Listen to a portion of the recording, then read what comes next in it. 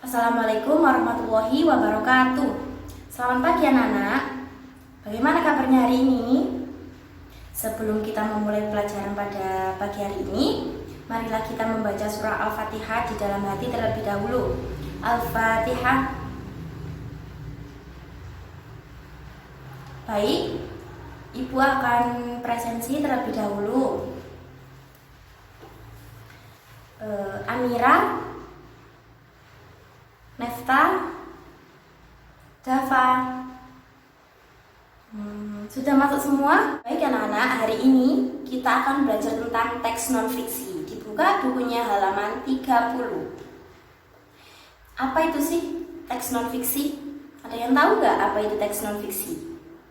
Ya, teks non-fiksi adalah teks yang dibuat berdasarkan kenyataan yang ada, realita tanpa mengada-ada, dan terjadi di dalam kehidupan yang nyata. Di sini kita akan belajar tentang teks tentang Raja Purnawarman dan bagaimana sih cara mengidentifikasi teks non-fiksi. Kita akan membaca dulu tentang kisah Raja Purnawarman. Bisa dilihat di sini. Raja Purnawarman mulai memerintah kerajaan Tarumanegara pada tahun 395 Masehi. Pada masa pemerintahannya, ia selalu berjuang untuk rakyatnya. Ia membangun saluran air dan memberantas perampok. Raja Purnawarman sangat memperhatikan kesejahteraan rakyatnya. Ia memperbaiki aliran sungai Gangga di daerah Cirebon. 2 tahun kemudian, ia juga memperbaiki dan memperindah alur sungai Cupu sehingga air bisa mengalir ke seluruh kerajaan. Para petani senang karena ladang mereka mendapat air dan aliran sungai sehingga menjadi subur. Ladang para petani tidak kekeringan pada musim kemarau.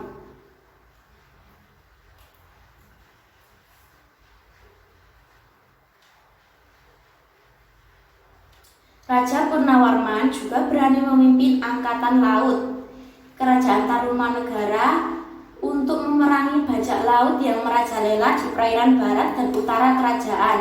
Setelah Raja Purnawarman berhasil membasmi semua perampok, barulah keadaan menjadi aman. Rakyat di kerajaan Tarumanegara kemudian hidup aman dan sejahtera sebagai wujud kecintaan rakyat kerajaan Tarumanegara kepada Raja Purnawarman.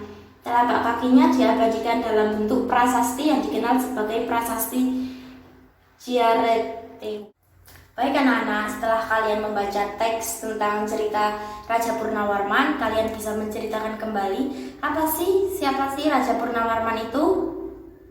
Ya, Raja Purnawarman adalah raja yang sangat bijaksana. Dia sangat memperhatikan keadaan rakyatnya. Beliau bisa memberantas perampok, membangun saluran air buat masyarakat sehingga masyarakat merasa tentram hidupnya. Nah, jadi anak-anak, apa sih perjuangan yang telah dilakukan oleh Raja Purnawarman? Ada yang tahu? Ya, perjuangan yang telah dilakukan oleh Raja Purnawarman adalah 1. Membangun aliran sungai. 2. Membangun saluran air. 3. Memberantas perampok. Yang kedua, apa saja yang dirasakan rakyat kerajaan Tarumanegara atas perjuangan yang dilakukan oleh Raja Purnawarman? Ada yang tahu?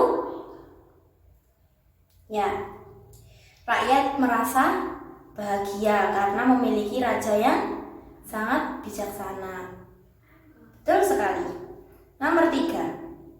Menurut kalian, bagaimana sih kehidupan rakyat kerajaan Tarumanegara jika rajanya tidak memiliki sifat kepahlawanan?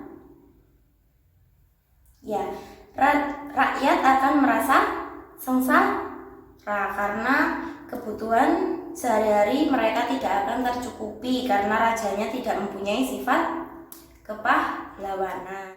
Nah, sekarang kita akan mengidentifikasi teks Raja Purnawarman.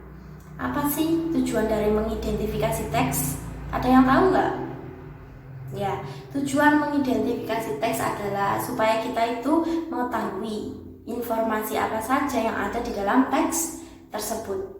Sekarang Ibu akan memberikan pertanyaan. Nanti kalian bisa berdiskusi dengan teman sebangku kalian ya. Baik anak-anak, di sini ibu punya lembar kerja. Kalian bisa berdiskusi dengan teman sebangku. Nanti perwakilan setiap kelompok maju 1 orang untuk menjawab pertanyaan. Baik anak-anak, jika sudah selesai nanti 1 kelompok perwakilan maju 1 orang. Ayo Mbak Nefta boleh maju. Sekarang Mbak Nefta menjawab pertanyaan nomor 1. Apakah Raja Purnawarman bijaksana dalam menyelesaikan masalah? Coba dijelaskan. Ya, Dava bisa maju. Ya, Dava bisa dijawab pertanyaannya. Dari semua perjuangan yang telah dilakukan oleh Raja Purnawarman, apakah Raja Purnawarman bisa dikatakan sebagai raja yang bijaksana atau raja yang baik? Coba dijelaskan. Baik anak-anak, semua hasil diskusi kalian benar semua. Jadi kita akan bahas lagi. Nomor 1, apakah Raja Purnawarman bijaksana dalam menyelesaikan masalah? Ya, Raja Purnawarman sangat bijaksana karena beliau selalu mementingkan kepentingan bersama. Yang nomor 2, dari semua perjuangan yang telah dilakukan Raja Purnawarman, apakah Raja Purnawarman bisa dikatakan sebagai raja yang baik?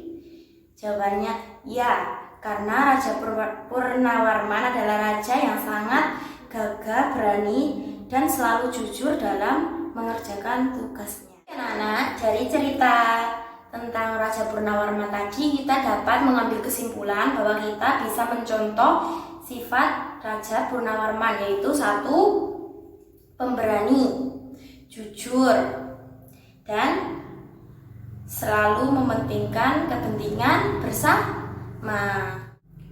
Baik anak-anak, ada yang ditanyakan lagi? Apa sudah paham semua? Baik, kalau sudah paham semua, pelajaran pada pagi hari ini bisa kita akhiri dengan membaca surat Al-Fatihah di dalam hati. Al-Fatihah. Baik anak-anak, ibu akhiri sampai di sini. Wassalamualaikum warahmatullahi wabarakatuh.